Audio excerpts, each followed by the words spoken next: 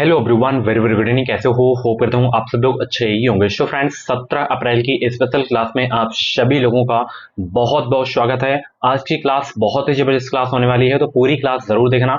और भी क्लासेस अगर आप लोगों को देखनी है तो आप प्ले लिस्ट में जाके देख सकते हो। प्ले लिस्ट में आपको हर सब्जेक्ट की क्लासेस मिल जाएंगी।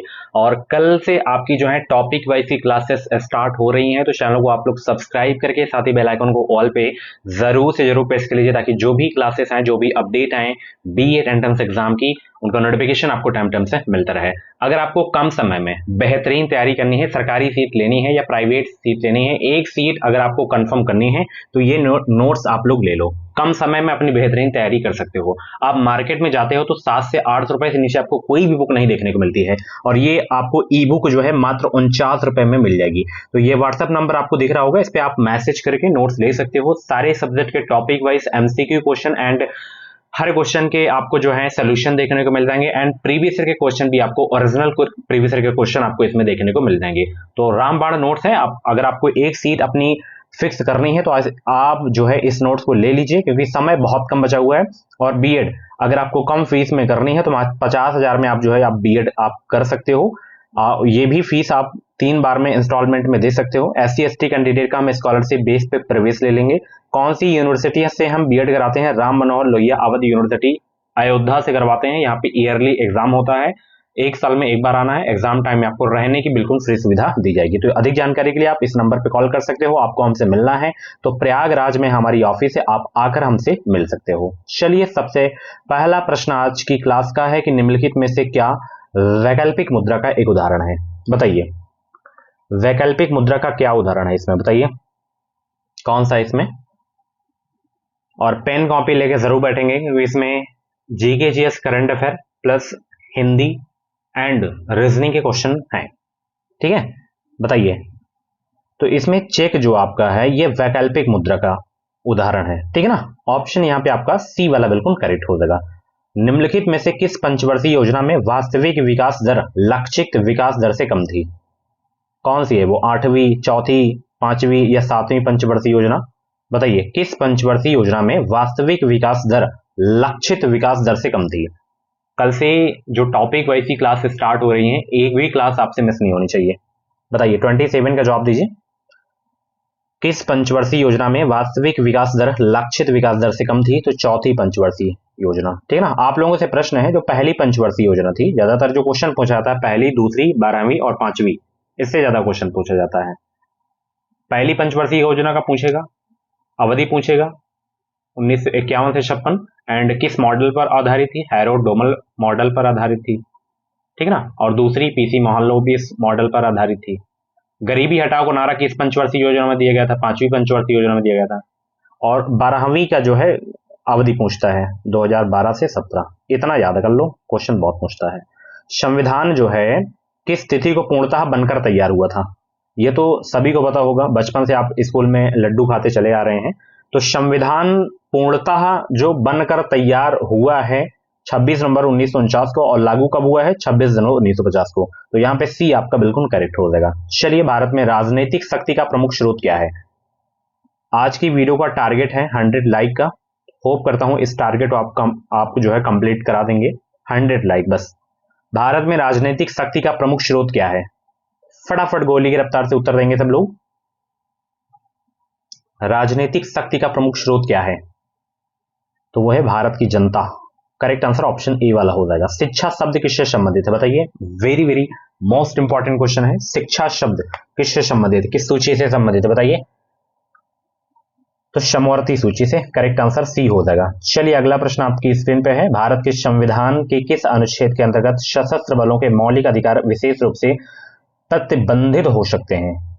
31 का जवाब दीजिए सब लोग।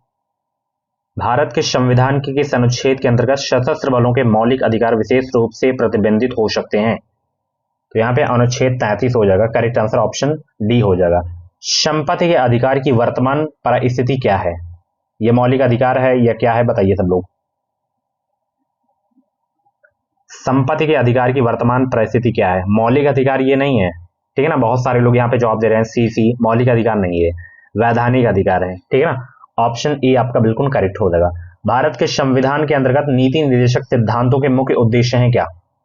लोक कल्याणकारी राज्य की स्थापना, धर्मनिरपेक्ष राज्य की स्थापना, कार्यपालिका के मनमाने कार्य की जांच करना, या राज्य द्वारा विकास के लिए अवसर उपलब्ध कराना। 33 का जवाब देने का प्रयास करेंगे सब लोग। भारत के संविधान के अंतर्गत नीति निर्देशक सिद्धांतों के मुख्य उद्देश्य हैं लोक कल्याणकारी राज्य की स्थापना, यही करेक्ट आंसर हो जाएगा आपका। ठीक है, राष्ट्रपति के निर्वाचन में विजयी उम्मीदवार के लिए प्राप्त करना आवश्यक है क्या? 34 को जवाब दीजिए सब लोग। राष्ट्रपति के निर्वाचन में विजयी उम्मीदवार के लिए प्राप्त करना आवश्यक है कुल कराए गए मतदान का 50% से अधिक और कुल मतों का बहुमत, यही आपका करेक्ट आंसर हो जाएगा। गुट निरपेक्षता से तात्पर्य है क्या? बताइए, गुट निरपेक्षता से तात्पर्य है क्या? 35 को जवाब दीजिए। जवाब देने का प्रयास करेंगे। गुट निरपेक्षता से तात्पर्य क्या है? शक्ति पुंजों से तटस्थता हो जाएगा। Correct answer B. भारत राष्ट्र संघ का सदस्य कब बना था? 36 का जवाब दीजिए। भारत राष्ट्र संघ का सदस्य कब बना था? तो ये बना था 1945 में। बहुत इंपॉर्टेंट क्वेश्चन है। आपको नोट्स लेना है तो आप व्हाट्सएप में मैसेज कर सकते हैं। बाकी एडमिशन लेना है उसके बारे में अगर आपको जानकारी चाहिए तो आप हमें कॉल कर सकते हैं 7905-632-533 पे। अगला प्रश्न, विश्व व्यापार संगठन का मुख्य उद्देश्य क्या है? WTO का मुख्य उद्देश्य क्या है, ये आपको बताना है। बताइए सब लोग। 37 का करेक्ट आंसर क्या हो जाएगा? विश्व व्यापार संगठन का मुख्य उद्देश्य है क्या? तो इसका मुख्य उद्देश्य है विश्व व्यापार की मात्रा में वृद्धि करना और प्रतिबंधों की समाप्ति। करेक्ट आंसर सी हो जाएगा। निम्नलिखित में से कौन सा पुरस्कार खेल क्षेत्र में प्रशिक्षण के लिए लिया जाता है? साहित्य अकादमी, द्रोणाचार्य, अर्जुन या दादा साहेब फाल्के पुरस्कार। 38 का जवाब दीजिए। निम्नलिखित में से कौन सा पुरस्कार खेल क्षेत्र में प्रशिक्षण के लिए लिया जाता है? आप सभी को पता है द्रोणाचार्य पुरस्कार खेल के क्षेत्र में दिया जाता है प्रशिक्षण के लिए। ऑप्शन बी आपका बिल्कुल करेक्ट हो जाएगा। अर्थशास्त्र का नोबेल किसके द्वारा दिया जाना आरंभ हुआ? बताइए, 39 का जवाब दीजिए। अर्थशास्त्र का नोबेल किसके द्वारा दिया जाना आरंभ हुआ था? Alfred Nobel, Swedish central bank, Nobel committee या जो है विश्व बैंक। 39 का जवाब दीजिए। अर्थशास्त्र का नोबेल किसके द्वारा दिया जाना आरंभ हुआ था? ये हुआ था स्वीडिश सेंट्रल बैंक के द्वारा। करेक्ट आंसर ऑप्शन बी हो जाएगा। स्पेल ऑन द टाइगर पुस्तक किसके द्वारा लिखी गई थी? 40 का जवाब दीजिए सब लोग। स्पेल ऑन द टाइगर पुस्तक जो है किसके द्वारा लिखी गई थी? सैयद माउंट गोमरी हो जाएगा। करेक्ट आंसर सी हो जाएगा। ठीक है ना। चलिए, वीर सावरकर अंतर्राष्ट्रीय हवाई अड्डा जो कहां स्थित है, इसको एक जो है अधिकृत आव्रजन चेक पोस्ट के रूप में घोषित किया गया है। बताइए, वीर सावरकर अंतर्राष्ट्रीय हवाई अड्डा कहां है? 41 का जवाब देने का प्रयास करेंगे सब लोग। गुड इवनिंग सभी को, गुड इवनिंग। वीडियो को लाइक करो। अभी भी लाइक की संख्या बहुत ही कम है, 100 कंप्लीट होने में बहुत ही कम संख्या अभी, तो फटाफट कंप्लीट करो इसे सभी लोग। वीर सावरकर अंतर्राष्ट्रीय हवाई अड्डा कहां स्थित है? ये स्थित है पोर्ट ब्लेयर, अंडमान निकोबार द्वीप समूह में। अगला प्रश्न देखिए यहाँ पे, संघाई कॉर्पोरेशन संगठन में कौन कौन देश शामिल हैं? संघाई कॉर्पोरेशन संगठन में कौन कौन देश शामिल हैं? 42 का जवाब दीजिए।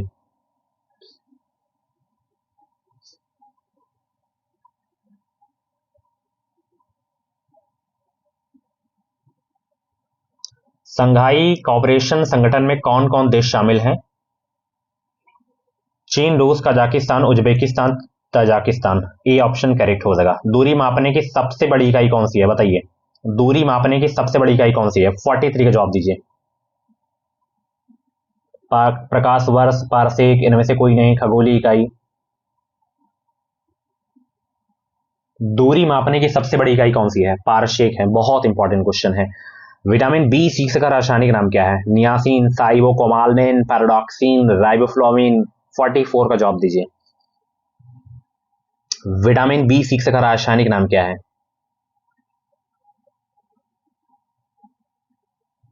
पैराडॉक्सिन। करेक्ट आंसर बी हो जाएगा। अगला प्रश्न है, गति के नियम का प्रतिपादन किसने किया था? बताइए सब लोग। बहुत इंपॉर्टेंट क्वेश्चन है साइंस का ये। Newton, Einstein, Feral, Copernicus. गति के नियम का प्रतिपादन किसने किया था? 45 का जवाब दीजिए सब लोग। तो गति के नियम का प्रतिपादन किसके द्वारा किया गया था? बताइए। बहुत इंपॉर्टेंट क्वेश्चन है। एक ऑप्शन और दे रहा हूं, केपलर। इसका जवाब कमेंट बॉक्स में जरूर देना, ठीक है ना। चलिए, डीटीपी का फुल फॉर्म क्या होगा? बताइए, डीटीपी का फुल फॉर्म क्या होगा? 46 का जवाब दीजिए सब लोग। डीटीपी का फुल फॉर्म क्या होगा? इसका फुल फॉर्म होगा desktop publishing. Correct answer option A हो जाएगा। चलिए, दवा व खाद्य पदार्थों के संरक्षण आदि में किस अम्ल का प्रयोग होता है? 47 का जवाब दीजिए। साइट्रिक अम्ल, बेंजोइक अम्ल, फॉर्मिक अम्ल या एसिटिक अम्ल? बताइए, 47 का जवाब दीजिए। प्रयागराज में हमारी ऑफिस है, आके आप मिल सकते हो। आप बिहार से हो, यूपी के किसी भी जिले से हो, आप मिल सकते हो। एग्जाम टाइम में हम आपको रहने की बिल्कुल फ्री सुविधा देते हैं जितने दिन आपका एग्जाम होगा, ठीक है ना। तो ऐसे बेस्ट सुविधा क्या चाहिए आपको? 50,000 में आप बीएड आप कंप्लीट कर पाओगे। आप लाखों रुपए आपको नहीं खर्च करने। एग्रीमेंट सर्टिफिकेट आपको दिया जाएगा, कोई भी एक्स्ट्रा फीस आपसे नहीं ली जाएगी। 47 का करेक्ट आंसर क्या होगा? बेंजोइक अम्ल हो जाएगा, ठीक है ना। चलिए, अगला प्रश्न बहुत इंपॉर्टेंट है कि मस्तिष्क किसके साथ मिलकर केंद्रीय तंत्रिका तंत्र की स्थापना करता है? तंत्रिका तंत्र या मस्तिष्क, मेरुरज्जु या केंद्रीय तंत्र? बताइए, 48 का जवाब दीजिए सब लोग। मस्तिष्क किसके साथ मिलकर केंद्रीय तंत्रिका तंत्र की स्थापना करता है? मेरुरज्जु के साथ मिलकर, ठीक है ना। चलिए, रंग वर्णधनता किस प्रकार का रोग है? 49 का जवाब दीजिए। रंग वर्णधनता किस प्रकार का रोग है? संक्रामक, उपार्जित, आनुवंशिक, जन्मजात? तो ये है आनुवंशिक। करेक्ट आंसर सी हो जाएगा। चलिए, चीनी यात्री फाहान किस शासन के समय भारत आया? 50 का जवाब दीजिए। चीनी यात्री फाहान किस शासक के समय भारत आया था? तो ये चंद्रगुप्त द्वितीय के समय आया था, ठीक है। चलिए, ये थे आपके जीके जीएस के क्वेश्चन। अब हम सॉल्व करते हैं हिंदी लैंग्वेज के क्वेश्चन, ठीक है। चलिए, अगर आपको हिंदी में 50 में से 45 प्लस क्वेश्चन करेक्ट करने हैं तो आप मेरी नोट्स ले लेना, बहुत ही हेल्पफुल नोट्स हैं, ठीक है। चलिए, अगला प्रश्न है, निम्नलिखित वाक्यों में से अशुद्ध वाक्य को पहचानिए। अशुद्ध वाक्य कौन सा है? 76 का जवाब दीजिए सब लोग।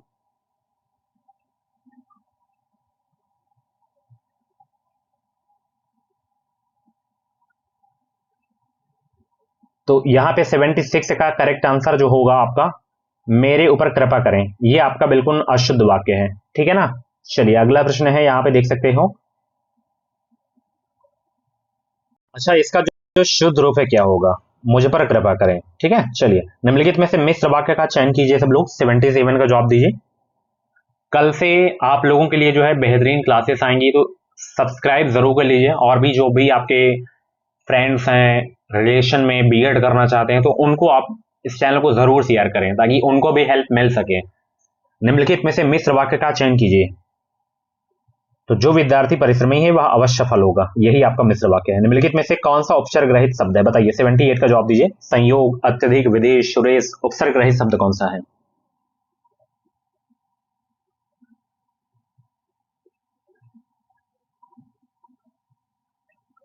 सुरेश। चलिए, अगला प्रश्न यहां पे देख सकते हो, गर्भशून्य शब्द में समास कौन सा है? गर्भशून्य शब्द में 79 का जवाब दीजिए। गर्भशून्य शब्द में समास है कर्म तत्पुरुष, करण तत्पुरुष, संप्रदान तत्पुरुष, आपादान तत्पुरुष। कौन सा समास है? 79 का जवाब दीजिए सब लोग। तो यहाँ पे करण तत्पुरुष हो जाएगा, ठीक है ना। बहुत इंपॉर्टेंट क्वेश्चन है, समास से 100% आपके एग्जाम में क्वेश्चन आएंगे। सब्ज बाग दिखाना का अर्थ क्या है? प्रभाव स्थापित करना या लालच देकर बहकाना, विवेक खो देना, होश उड़ जाना? क्या होता है सब्ज बाग दिखाना का अर्थ? 80 का जवाब दीजिए सब लोग।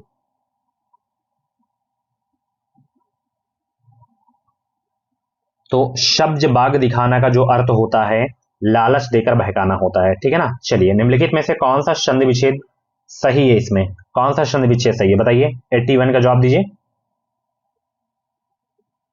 Very very most important question है आपके एग्जाम के लिए। त्रिपुरारी का संधि विच्छेद त्रिपुरधन आरी है। पंचानन में कौन सा समास है? बताइए, पंचानन में 82 को जवाब दीजिए।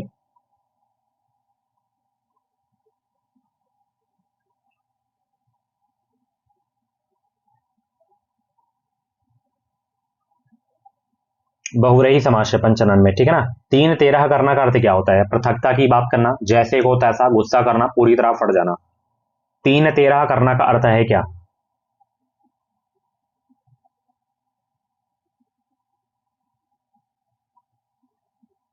3-13 करना का जो अर्थ होता है वो होता है पृथकता की बात करना। ऑप्शन ए आपका बिल्कुल करेक्ट हो जाएगा। हसुए के ब्याह में खुरपे का गीत कहावत का अर्थ क्या है? बताएंगे सब लोग भाई। हसुए के ब्याह में खुरपे का गीत कहावत का अर्थ क्या है? शादी में गीत गाना, जश्न मनाना, असंगत बातें करना, निचले स्तर की बातें करना।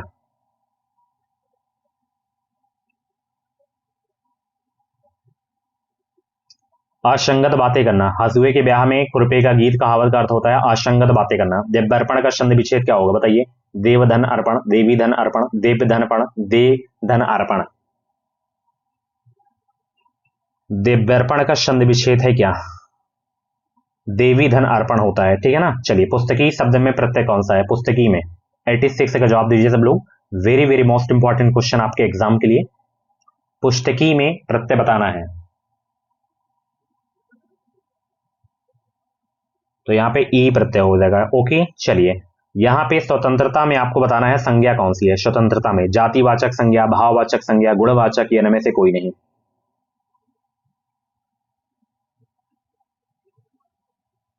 तो यहां पे भाववाचक संज्ञा हो जाएगी, ठीक है।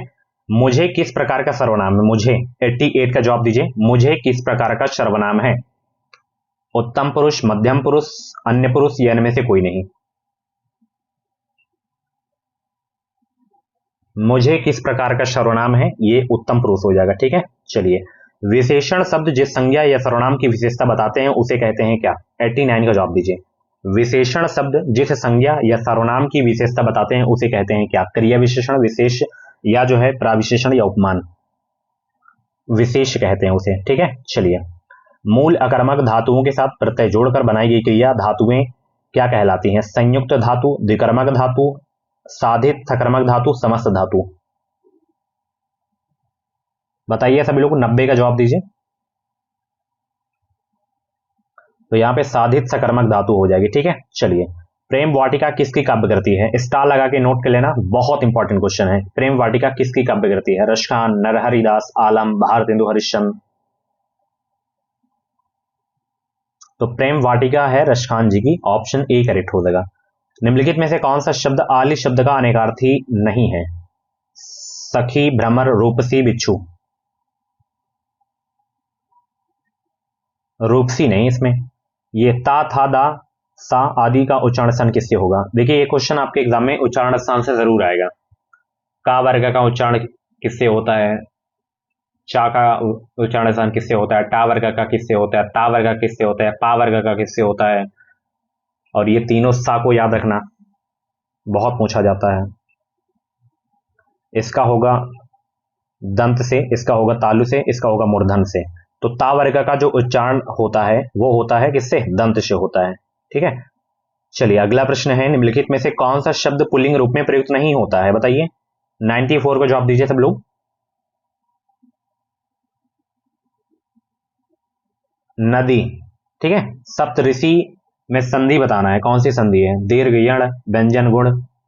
95 का जवाब दीजिए सब लोग। तो यहां पे गुण संधि हो जाएगी। ओके, चलिए, बाढ़ पीड़ितों की सहायता के संबंध में पत्र लिखा जाता है, किसको लिखा जाता है? बताइए। पत्र लेखा अधिकारी महोदय को, जिला अधिकारी को, कुलपति महोदय को, आचार्य महोदय को। 96 का जवाब दीजिए सब लोग। Good evening. अभी भी 100 लाइक कंप्लीट होने में बहुत ही कम है लाइक की संख्या, तो फटाफट यार कंप्लीट कर दो। लाइक करने से कुछ नहीं, थोड़ा सा मोटिवेशन आता है। आप लोगों के लिए इतनी मेहनत करता हूं तो इतना तो बनता है कि एक वीडियो को लाइक कर दिया करो जैसे ही क्लास स्टार्ट हुआ करें। और कल से तो मैं मतलब आप लोगों के लिए मेहनत बहुत करूंगा। टॉपिक वाइज क्लास स्टार्ट हो रही है कल से। वही सिलेक्टेड क्वेश्चंस मैं लाऊंगा जो एग्जाम में आपको हूबहू देखने को मिलेंगे। तो ये पत्र लिखा जाता है जिलाधिकारी को, डीएम को। 96 का करेक्ट आंसर बी हो जाएगा। ठेले पर हिमालय की सुविधा की रचना है। 97 का जवाब दीजिए। ठेले पर हिमालय की सुविधा की रचना है निबंध की। करेक्ट आंसर ए हो जाएगा। इनमें से कौन सा कवि अष्टछाप का नहीं है?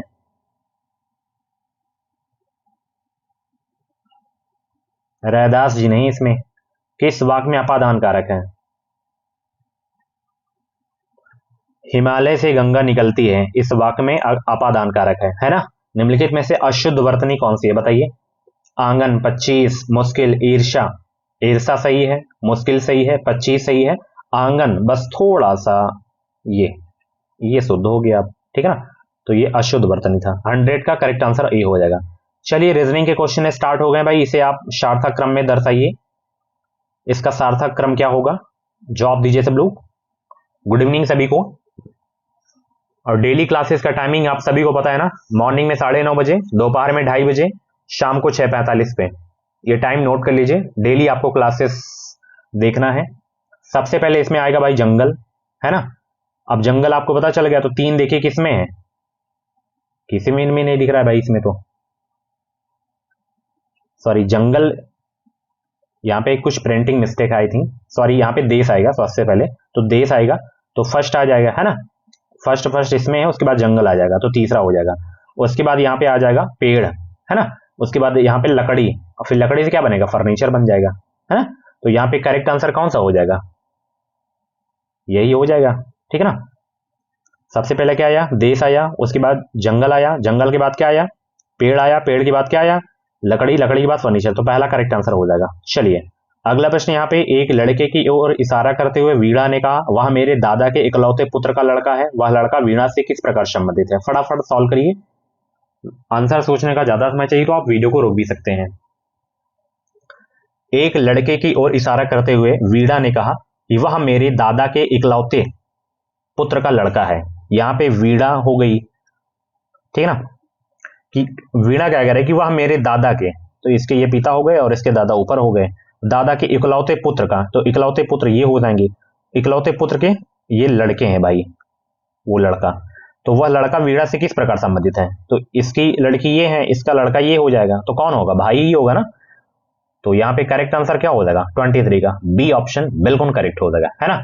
चलिए अगला प्रश्न आपकी स्क्रीन पे है, यहाँ पे देख सकते हो, निम्न में से कौन सी आकृति वकील, महिलाएं और डॉक्टर के बीच संबंध को दर्शाती है, बताइए। वेन डायग्राम से क्वेश्चन जरूर से जरूर आपके एग्जाम में देखने को मिलेंगे।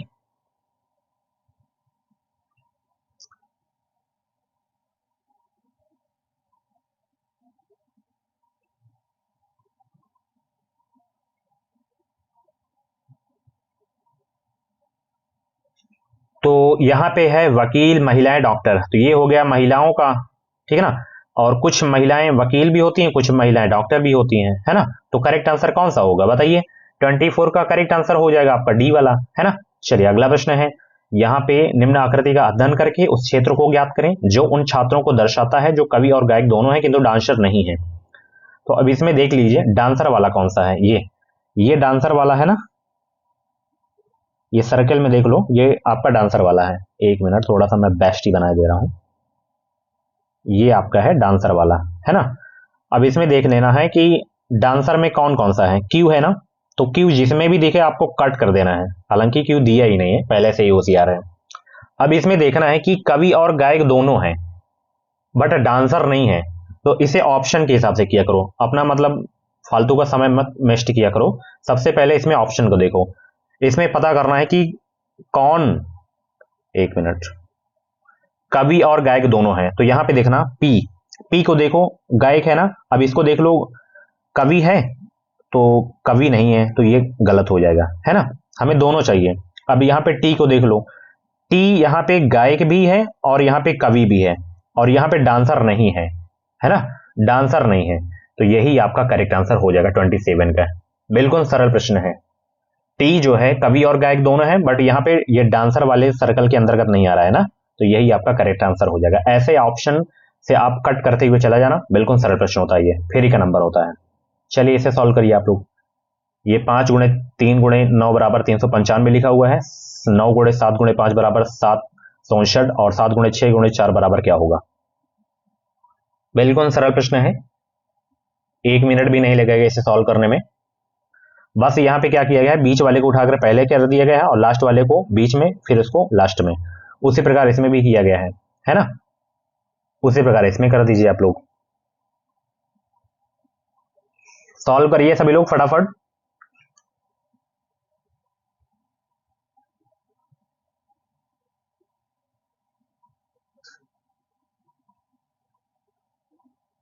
तो यहां पे देखना, बीच वाले को यहां पे किया गया है पहले, तो हम यहां पे भी पहले कर देंगे, 6 को कर देंगे। उसके बाद यहाँ पे पहले वाले को अंतिम में किया गया है, 4 को हम अंतिम में कर देंगे, यहाँ पे 7, 674 है, कहीं 674 पहला में। चलिए ये 29 वाला सॉल्व करिए सब लोग, सॉल्व करिए सब लोग, 29 वाले में क्या हो जाएगा इसका राइट आंसर।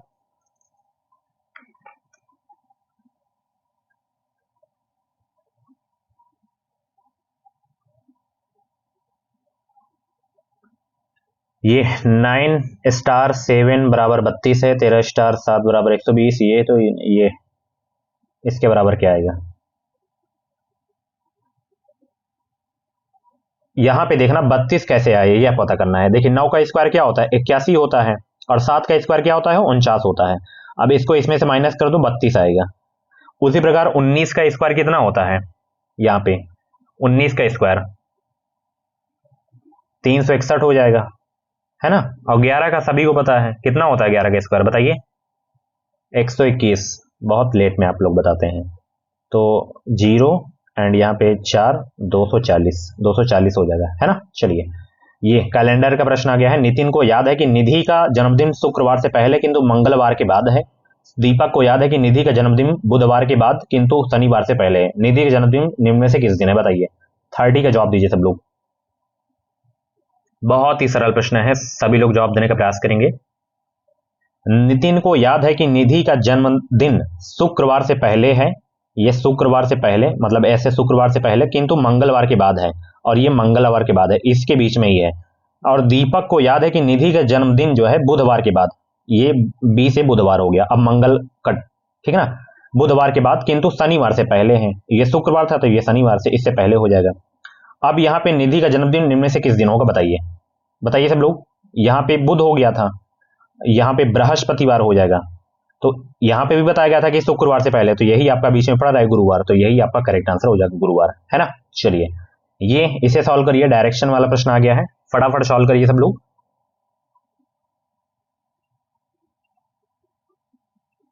सॉल्व करिए, 31 का करेक्ट आंसर क्या हो जाएगा?